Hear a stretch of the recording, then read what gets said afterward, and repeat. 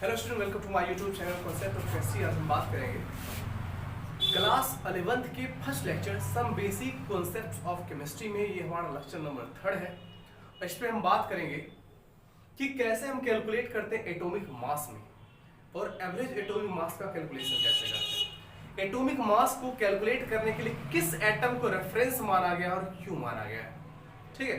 तो इन सब को बात करने के लिए इस पूरे चैप्टर पे बात करेंगे, देखेंगे कि कैसे हम एटॉमिक मास कैलकुलेट करते हैं। तो देखिए यहां से क्या है हमारा एटॉमिक मासेस, यहां देखिए एटॉमिक मासेस। देखिएगा अभी के फेज में बहुत सारे मॉडर्न टेक्निक्स हैं जिससे हम एटॉमिक मास किसी भी एटम का इजीली कैलकुलेट कर सकते हैं, लेकिन पहले ये सब टेक्निक्स नहीं थे। तो हम क्या करते थे, किसी एक एलिमेंट को साइंटिस्ट ने उस समय रेफरेंस माना था और उसी एटम से रिलेटिव करके यानी कि कंपैरिजन करके दूसरे एटम का एटॉमिक मास कैलकुलेट किया। और किस एटम को रेफरेंस माना गया वो दुनिया जानती है, आप भी जानते होंगे, 9th में भी पढ़े होंगे कि कार्बन 12 को रेफरेंस माना गया। लेकिन क्यों माना गया, ये हमारा कंडीशन है। और किस क्राइटेरिया, कोई क्राइटेरिया होगा जिस क्राइटेरिया को फॉलो करने के कारण कार्बन 12 को रेफरेंस माना गया। तो देखते हैं किस क्राइटेरिया पर कार्बन 12 फिट बैठा जिसके कारण कार्बन 12 को रेफरेंस एटम माना गया। देखिए सबसे पहला क्राइटेरिया था उसका एबंडेंस। एबंडेंस क्राइटेरिया क्या है कि देखिएगा एबंडेंस, साइंटिस्ट की टीम में ये एबंडेंस मतलब क्राइटेरिया बनाया कि ऐसा कोई भी एटम जिसका परसेंटेज जो मतलब एटमॉस्फेयर में प्रेजेंटेशन होगा वो 90% प्लस होगा तो उसको हम एज ए रेफरेंस एटम मान सकते हैं, ठीक है। तो पहला उसका एबंडेंस। दूसरा वो मोर एक्टिव यानी कि मोर एक्टिव नहीं होना चाहिए, मोर रिएक्टिव हम बात कर लें कि उसकी एक्टिविटी बहुत ज्यादा नहीं होनी चाहिए, ठीक है। तीसरा कि वो लिस्ट एक्टिव भी नहीं होना चाहिए, यानी कि मोर एक्टिव भी नहीं होना चाहिए, लिस्ट एक्टिव भी नहीं होना चाहिए। कैसा होना चाहिए, वो मॉडरेट एक्टिव होने चाहिए, यानी कि एबंडेंस 90% प्लस होना चाहिए, मोर रिएक्टिव नहीं होना चाहिए, लिस्ट रिएक्टिव भी नहीं होना चाहिए। और चौथा कि लिस्ट नंबर ऑफ आइसोटॉप्स होने चाहिए, लिस्ट नंबर ऑफ आइसोटॉप्स होने चाहिए। आइसोटॉप्स का नंबर बहुत ज्यादा नहीं होना चाहिए। इस 4 क्राइटेरिया पर जो फॉलो बैठेगा उसी को क्या लिया जाना था, उसी को लिया जाना था रेफरेंस एटम। और देखा ये गया कि कार्बन इस चारों क्राइटेरिया पर फिट बैठ रहा था।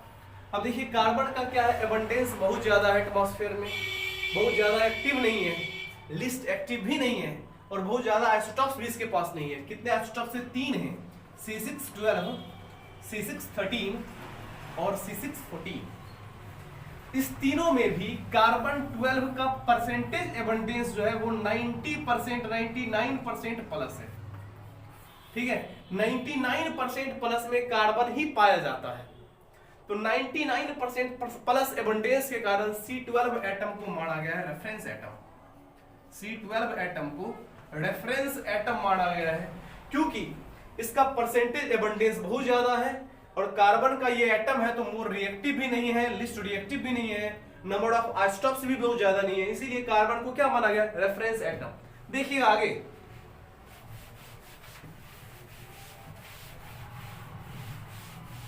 देखिएगा नेक्स्ट जो है, एक चीज याद रखिएगा कि एटॉमिक मास का यूनिट जो है वो mu माना जाता है। एटॉमिक मास का यूनिट ऑफ एटॉमिक मासेस। तो यहां से देखिएगा unit of atomic masses, unit of atomic masses, atomic masses RAMU। और AMU क्या किया गया, लेट किया गया, हम मान लिया गया है। तो देखिएगा यूनिट है एटॉमिक मास का AMU। अब यहां से रेफरेंस एटम किसको माना गया है, कार्बन 12। इसीलिए so the mass of C12 atom, mass of C12 atom, C12 atom का मास कितना is equal to 1 AMU, sorry 1 नहीं 12 AMU, ठीक है। C12 एटम को रेफरेंस माना गया है इसलिए C12 एटम का मास कितना होता है, 12 AMU। अब यहां से देखिएगा दैट इज C12 एटम का mass 12 AMU, that means 1 AMU equal to कितना होगा, यहां से देखिएगा 1 AMU इक्वल टू होगा mass of C12 atom, mass of C12 atom divided by 12। Divided by 12। तो ये हमारा हो गया एक formula, AMU 1 AMU equal to कितना, तो mass of C12 atom divided by 12, ये हमारा हो गया एक फॉर्मूला AMU का। अब देखते हैं, देखिए कि हम जानते हैं क्या है मास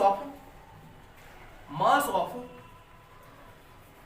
C12 atom, C12 atom, mass of C12 atom कितना होता है 12 ग्राम पर मोल, 12 ग्राम पर मोल। ये हम बचपन से यूज करते आ रहे हैं कि मास ऑफ C12 एटम कितना होता है 12 ग्राम पर मोल। तो 12 ग्राम पर मोल होता है मास ऑफ C12 एटम। तो यहां देखिएगा C12 एटम में है कितना 12 gram per mole, that means एक मोल में कितने एटम होते हैं, हम जानते हैं कि 1 मोल में कितने एटम, एवोगाड्रो नंबर के इक्वल एटम। तो यहां देखिए mass of C12 atom equal to 12 gram per mole, that means क्या होगा, that is 6.022 into 10 to the power 23 carbon 12 atom. इसका मास कितना होगा, इसका मास दैट इज कितना, इक्वल टू 12 ग्राम, ये ना होगा। Mass of C12 atom equal to 12 gram per mole, इसका मतलब क्या है 6.022 into 10 to the power 23 carbon atom का मास 12 ग्राम। अब यहां से देखिए इतने एटम का मास 12 ग्राम, तो 1 एटम का मास कितना, मास ऑफ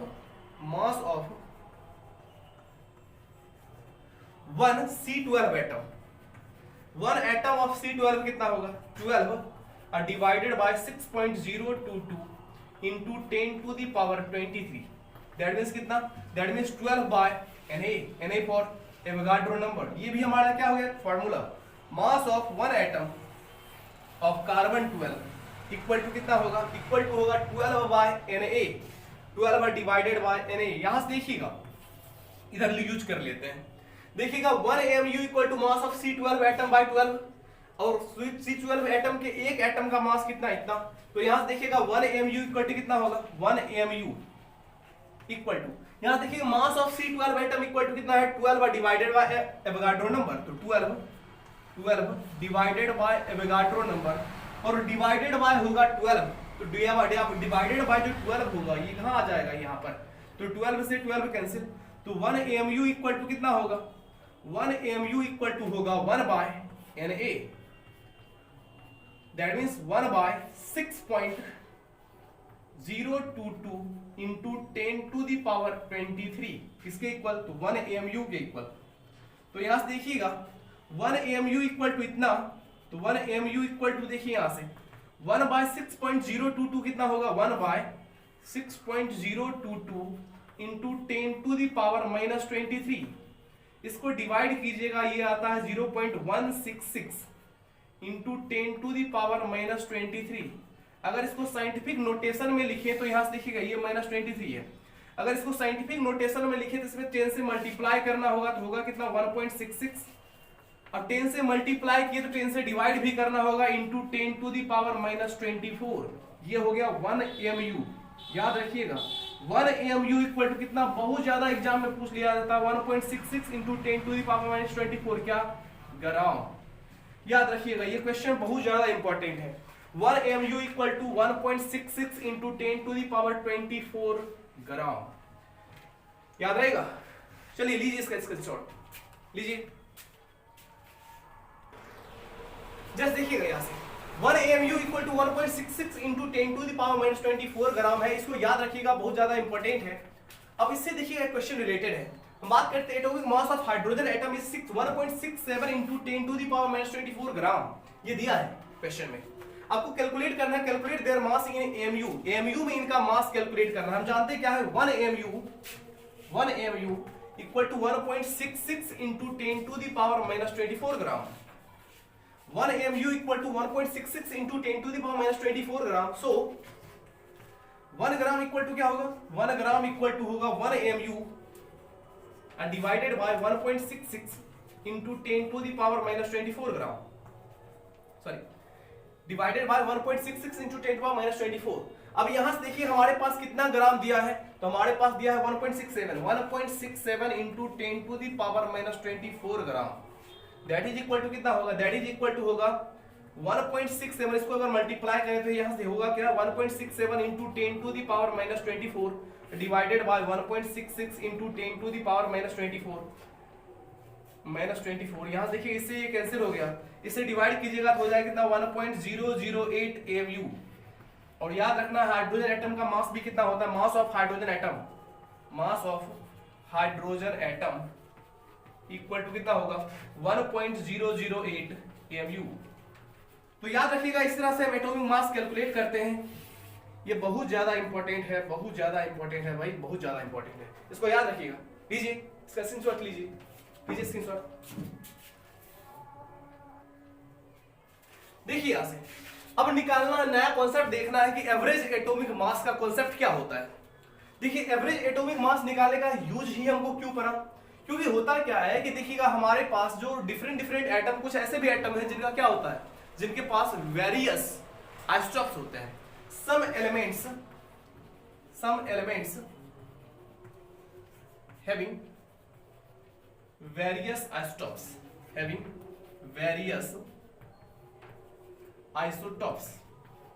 ठीक है। बहुत सारे ऐसे एलिमेंट हैं जिनके पास क्या बहुत ज्यादा आइसोटॉप्स पाए जाते हैं। और होता क्या है कि डिफरेंट आइसोटॉप्स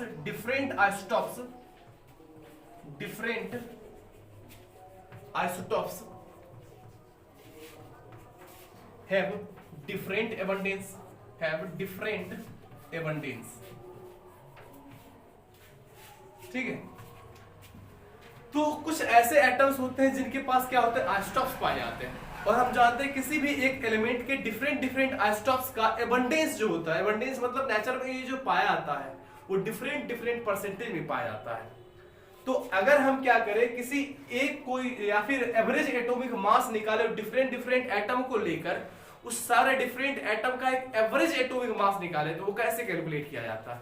तो इसके लिए याद रखिएगा फॉर्मूला बता देते हैं कि average atomic mass equal to होता क्या है, average atomic masses equal to formula है। देखिए यहां से जैसे हम बात कर लें तो होता क्या है, A1 क्या है, जिस एटम की हम बात कर रहे हैं उसका atomic mass multiplied with x1 क्या है, x1 है उसका एबंडेंस परसेंट, यानी कि वो एटमॉस्फेयर में कितने परसेंटेज में पाया जाता है, प्लस A2 है जो डिफरेंट एटम, मतलब जैसे दो एटम है तो दो एटम में एक एटम का मास जो है A1 है, दूसरे एटम का मास है A2। A1 जो पाया जाता है, A1 मास वाला, उसका जो एबंडेंस है वो है x1% और A2 वाला जो है वो है x2%।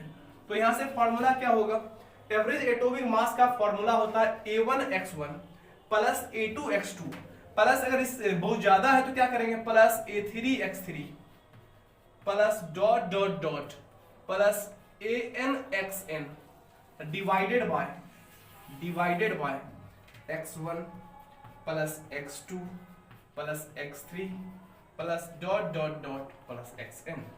ये हमारा है फॉर्मूला। और इसी फॉर्मूला को लेकर हम क्या करते हैं, अब इसी फॉर्मूला को लेकर हम एवरेज एटॉमिक मास निकालते हैं। ठीक है, जैसे कि हम लेते हैं यहां से देखिएगा आपके सामने एक लेके हम बताते हैं। जैसे हम बात करते हैं क्लोरीन के दो आइसोटॉप्स होते हैं, एक होता है क्लोरीन, एटॉमिक नंबर तो 17 होता है बट मास नंबर 35, और एक होता है 37 वाला। ठीक है, एक एटम का मास है 35, दूसरे का होता है 37।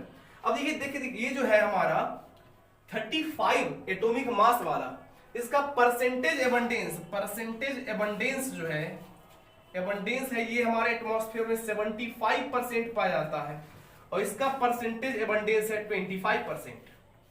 ठीक है, इसका परसेंटेज एबंडेंस है 75% और इसका परसेंटेज एबंडेंस है 25%। अब यहां से अगर कैलकुलेट करना है हमको एवरेज एटॉमिक मास, तो हम कैसे कैलकुलेट करेंगे, लगाएंगे ये फॉर्मूला क्या कहता है, A1 जैसा हम इसके मास को मानते हैं A1, तो ये कितना है 35 इंटू x1 क्या होगा, इसका परसेंटेज एबंडेंस, तो 35 इंटू 75 प्लस ये देखिएगा A2 हमारा कितना है 37 इंटू x2 इसका देखिए परसेंटेज एबंडेंस कितना है 25 और divided bye x1 plus x2, यहां से देखिए 75 प्लस 25। ठीक है, तो ये कैलकुलेट आप कर लीजिएगा, कैलकुलेट करने से आपको आएगा क्या, कैलकुलेट करके आएगा 35.5 AMU। ये क्या है, क्लोरीन का average atomic mass of chlorine atom, average atomic मास। और हम जानते हैं क्लोरीन का जब भी हम मास यूज करते हैं 35.5 ही होता है। क्यों? क्योंकि ये इसके दो आइसोटॉप्स का क्या है, एवरेज एटॉमिक मास है। लिखिए, स्क्रीनशॉट लीजिए।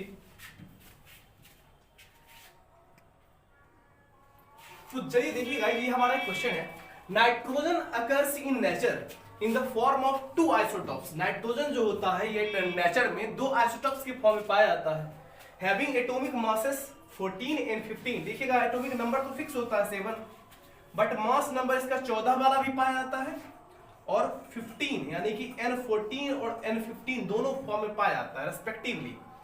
देखिए है क्या, N14 और N15 यानी कि N नाइट्रोजन जिसका एटॉमिक नंबर तो 7 होता है, लेकिन इसके पास ऐसे दो एटम होते हैं, एक का मास नंबर होता है 14, दूसरे का होता है 15। कहता if average atomic masses of nitrogen, average atomic mass दे रखा है, average atomic mass of nitrogen, nitrogen का देखिए यहां से कितना है 14.0067, यह है इसका average atomic mass. What is the percentage abundance of two isotopes. आपको परसेंटेज एबंडेंस पूछ रहा है, यानी कि आपको मान लेते हैं अगर x1 है, क्या है x1 जो है एबंडेंस परसेंट है किसका, N14 का, N14 का जो है परसेंटेज एबंडेंस है x1, ठीक है, और N15 का परसेंटेज एबंडेंस अगर ये x1 है तो ये कितना होगा, ये होगा हमारा 100 माइनस x1, या फिर अगर इसको x ही माने तो इसका अगर हम मान लिए हैं कि ये x% एटमॉस्फेयर में प्रेजेंट है तो ये कितना होगा, क्योंकि ये दोनों ही प्रेजेंट है, इसके दो ही एटम होते हैं, एक 14 और एक 15। अगर ये x% तो ये कितना होगा 100 माइनस x% होगा। अब यहां से देखिएगा, अब निकालना है इसका, देखिए एटॉमिक मास दे रखा है, परसेंटेज एबंडेंस दोनों का निकालना है। अगर x का वैल्यू निकल जाए तो दोनों का परसेंटेज एबंडेंस निकल जाएगा।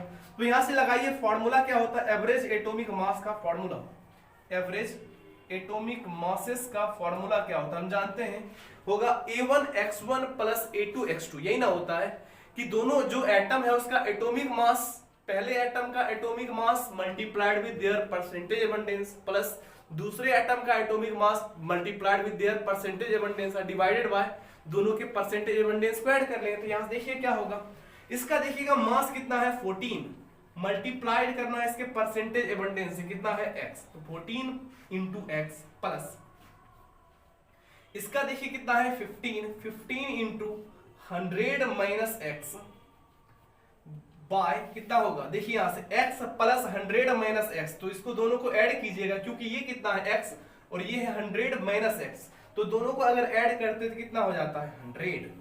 तो यहां से कीजिए, देखिए एवरेज एटॉमिक मास का दिया कितना है, एवरेज एटॉमिक मास का दिया है 14.0067, यहां देखिएगा कितना है 14.0067, that is equal to 14 into x, 14x plus 1500 minus 15x divided by 100। तो यहां से देखिएगा, इसको इधर कर लेते हैं, तो यहां से होगा क्या, अगर इसको हम इधर से मल्टीप्लाइड करेंगे तो होगा क्या 1400.67 इक्वल टू कितना होगा, देखिए 14x minus 15x, that is हो जाएगा कितना, यहां से देखिए 1500 माइनस x होगा, देखिए 1500 माइनस x, देखिए यहां से ये तो 1500 प्लस में ही है तो रख दिए, 14x में से 15x माइनस होगा तो कितना बचेगा माइनस x। तो यहां से देखिएगा, इसको अगर इधर कर दे तो कितना होगा, अगर इसको इधर कर दें तो होगा ये 99.63 आएगा माइनस में, 99.63 माइनस में, that is equal to minus x, इससे ही कैंसिल, x इक्वल टू कितना 99.63%, यानी कि देखिए यहां से नाइट्रोजन 14 मास वाला कितना पाया जाएगा, ये पाया जाएगा 99.63%। अगर ये 99.63% है तो N15 वाला कितना होगा 100 में सब्ट्रैक्ट कीजिए, तो ये कितना होगा 0.67%, ठीक है, समझे। देखिए यहां से अगर कोई प्रॉब्लम होगा तो कमेंट बॉक्स में कमेंट कीजिएगा। लीजिए स्क्रीनशॉट लीजिए।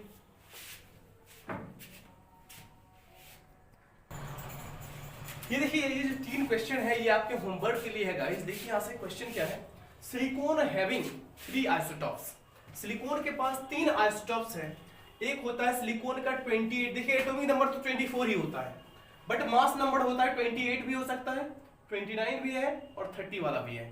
यानी कि सिलिकॉन 1428 भी नेचर में प्रेजेंट है, 1429 भी प्रेजेंट है और 1430 भी प्रेजेंट है। 28 वाले का परसेंटेज एबंडेंस है 92.23%, 29 वाले का है 4.67% और सिलिकॉन 30 वाले का है 3.10%। आपको कैलकुलेट करना है, calculate there average atomic masses. कैसे कैलकुलेट करेंगे आपको पता ही है, A1 x1 plus A2 x2 plus A3 x3 divided by x1 plus x2 plus x3, तो यहां से इससे निकाल लेंगे। फिर इसका देखिएगा, बोरोन हैविंग 2 आइसोटॉप्स, बोरोन के पास 2 आइसोटॉप है B10 B11 having atomic masses. देखिएगा एटॉमिक मास जो है ये कैसा है, एवरेज एटॉमिक मासेस है, having average atomic masses 10.8 U for unified mass. AMU को ही मॉडर्न में U लिखा जाता है, यूनिफाइड मास, AMU मतलब होता है एटॉमिक मास यूनिट, उसी को मॉडर्न में U करके लिखा जाता है। Then calculate their percentage abundance, तो हमको क्या निकालना है, परसेंटेज एबंडेंस पता करना है। यहां देखिएगा हम B10 वाले का x मान लेंगे तो B11 वाला कितना हो जाएगा 100 माइनस x, उसके बाद x का वैल्यू निकाल लेंगे जैसे हम कैलकुलेट किए थे। ठीक उसी प्रकार से देखिए नेक्स्ट क्वेश्चन जो है आपका, नियोन हैविंग 3 आइसोटॉप्स, नियोन के 3 आइसोटॉप्स आपको दे रखे हैं, नियोन 20, नियोन 21, नियोन 22। इसका परसेंटेज एबंडेंस जो है वो है 90.48%, इसका परसेंटेज एबंडेंस है 0.27%, इसका परसेंटेज एबंडेंस है 9.25%। आपको निकालना है। Then calculate the average atomic mass, कुछ नहीं है गाइस, कुछ नहीं है, जो हम बताए हैं वही है, उसको यूज कीजिए और इस पूरे तीनों क्वेश्चन को बना के आइए। आज के साथ इसी के साथ हम क्या करते हैं, इस लेक्चर का रैप अप करते हैं। तब तक के लिए वीडियो देखते रहिए। All the very best.